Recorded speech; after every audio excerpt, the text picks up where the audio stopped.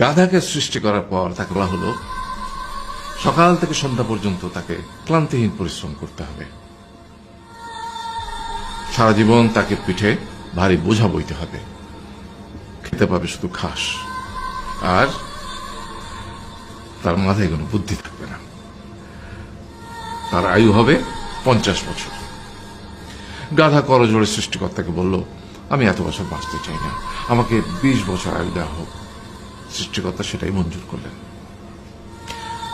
কুকুরকে যখন সৃষ্টি করা হলো তখন তাকে বলা হলো যে সে হবে মানুষের সবচেয়ে বড় বন্ধু, কিন্তু সে খাবে মানুষের উচ্ছিষ্ট, এবং তার আয়ু হবে 30 বছর।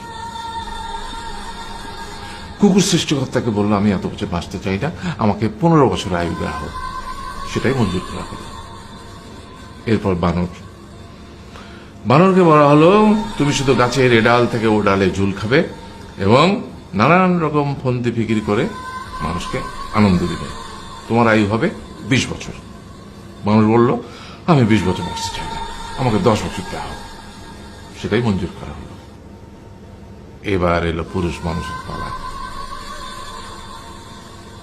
তাকে বলা হলো যে তুমি হলে প্রাণীকুলের মধ্যে সবচেয়ে বিচক্ষণ এবং বুদ্ধিমান, সেই জন্য তোমাকে প্রাণীদের শিরোমণি করা হলো এবং তোমার আয়ু হবে 20 বছর।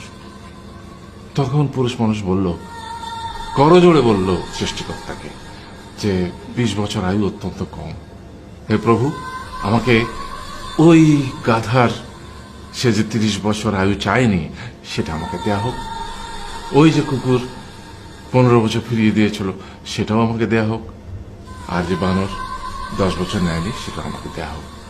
20 বছর অত্যন্ত কম, আমি দীর্ঘদিন বাঁচতে চাই। সৃষ্টিকর্তা সেটাও মঞ্জুর করলেন। তারপর কি হলো?